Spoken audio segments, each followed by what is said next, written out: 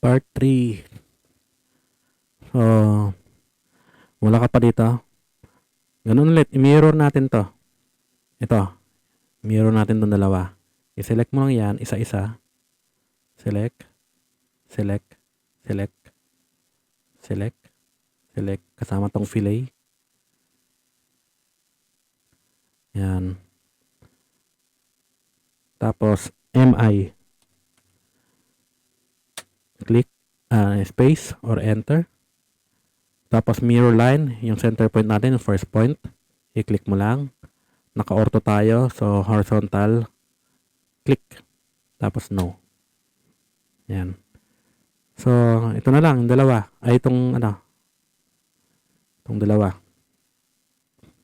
So, discard na lang to. Line. Horizontal line. Gawa ka horizontal line. Tapos i-offset mo ulit. Sinus 8 yan. So, offset mo, tig 4. O for offset. Offset distance. Naka 4 na. So, space mo lang yan. Click. Space. Space bar. Tapos, select object. To offset. Click. Click. Tapos, space or enter or escape to end the command. Tapos, burahin mo na. E for erase. Tapos, ito, i-mirror mo na. Select object, mirror, tapos center line, center point, yung first line, tapos pababa. No, yan. So, mag-trim ka na. TR. Ito yung cutting edge mo. Select cutting edge. Select mo to. Tapos, space. Tapos, select object to trim. Yan. Escape. Ayan. So, okay na. Hindi ko lang kung bakit may lines dito. I-mirror lang natin to.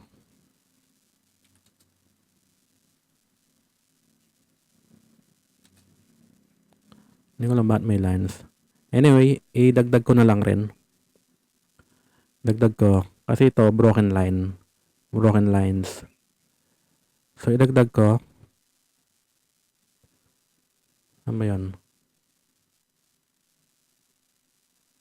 Lines.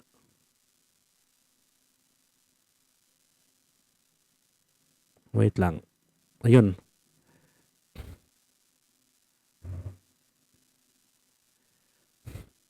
Para ma-achieve mo yung next achieve. Yung broken lines, click mo yung other. So, pag wala dito, doon ka sa load. Click mo tong load. Tapos to. Select mo to. Then, okay. So, yan. Nasa labas. Naka-ano na. Nandiyan na sa option mo. So, i-close mo lang yan. Tapos, select mo yung object. Select mo rin to. Tapos, baguhin mo yung properties niya.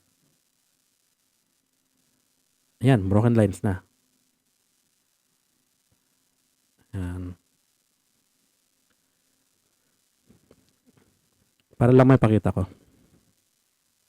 Tapos, gawa tayong annotation. Bago tayo mag-jump sa next exercise.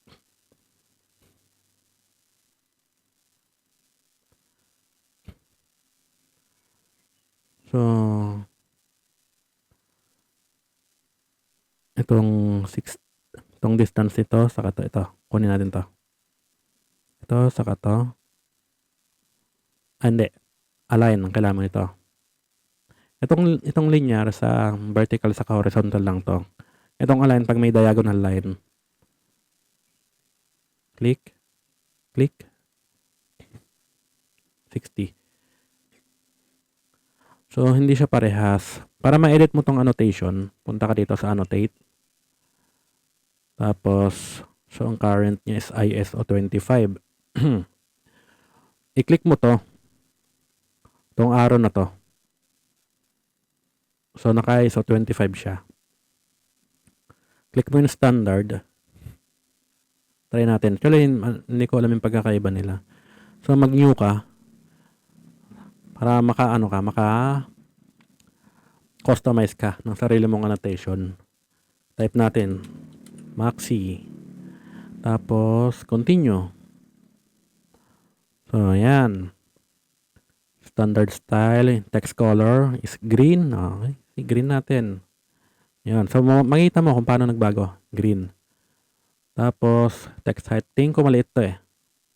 Kasi mga value natin ito, 60 to 10. So, try natin yung 5. Kalahati nito. 5. Or mas maliit. So, 4 muna. 4. Yan, text height. Tapos, ano pa? Yung arrow. Close. Tama, close siya. And, kulay ng arrow. Arrow size. Siguro 3. Ganun. Lines. Ito, color. Green. Ayan, green. Yung lines na to. Ito. Line na to. Extension lines. Green. Yun. Okay.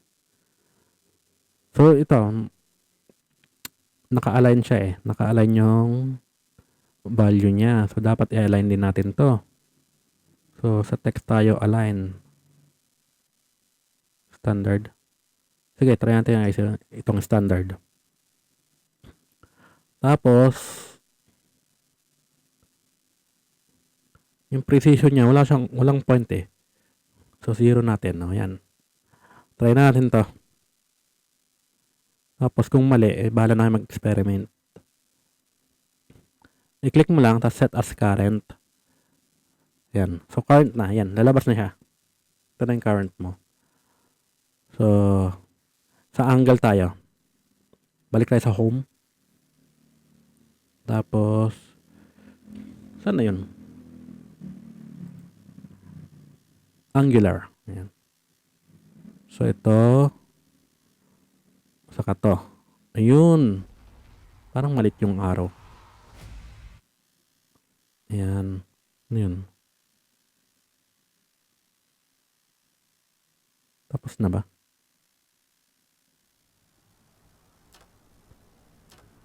Lalaro akong Lord 9 eh.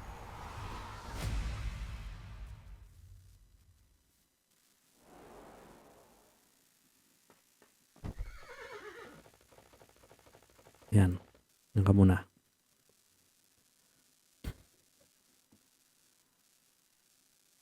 Siguro, okay na. Okay na siguro to. So, yun. Angle. Ito, saka to. Yan. Okay. Kinopya ko. Mas mataas ng konti yung isa eh. Tinas ko rin ng konti. Tapos, radius. Ito. Radius. So, click mo lang to. Yun. Lalabas na. 18. R18. Parang movie sa sinihan. Yan. Tapos, radius ulit. Click. Ito. 10. Para sa mga pambata. Okay, may tuturo ako. Match properties. Kasi hindi siya magkaparehas, diba? So, match properties is, ang shortcut key niya is MA. Tapos, yan space. Tapos, click mo yung, sabi niya, select source object. Ito yung source mo. Click. Tapos, select destination object. Ito, para kopyahin niya. Yun yun click mo lang. Tapos, space or enter. So, yun, kinopya niya na. Yung properties. Tapos, radius. 45. Tapos, 70. Ito, 17. Wow. Hindi ko makopya yung may landing siya eh. Anyway. Tuloy tayo. Tapos, align.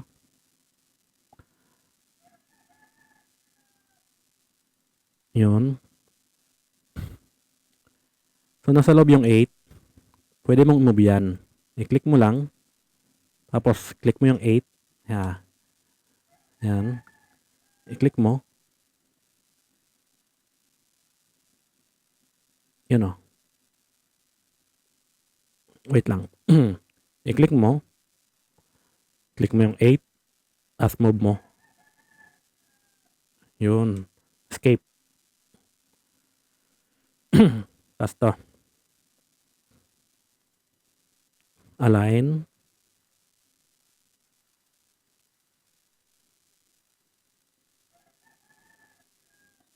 So, baligtad yung 60 niya. I don't know. Tapos, radius.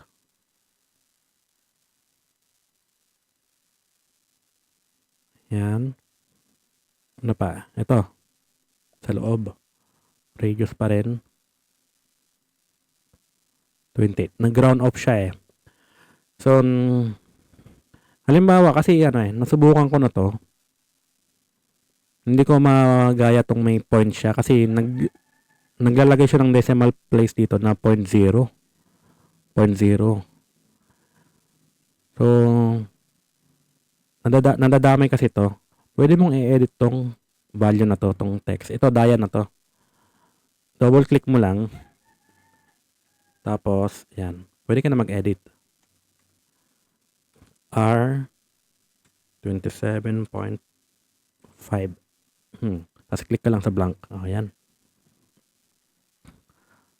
Ngayon, yung kanina, itong linear. Sabi ko sa ano lang, di ba? Horizontal saka vertical lang. Ito, tingnan nyo kung ang mangyayari pag ginamit natin sa diagonal line. Ayan, di ba? Iba yung value. 7. Kasi ang nami-measure niya is ito, distance nito. Kaya 7 lang. So, ang gagamitin nyo talaga pag hindi siya perfect horizontal saka vertical is itong align. Okay. Naku, 11 minutes. Sige. Anyway, next exercise tayo. So, tapos na. Yan, pwede ka na mag-delete. I-delete nyo na lang, hindi na kailangan dito. Hindi na kailangan. Pinakita ko lang yung ang may annotation. Okay?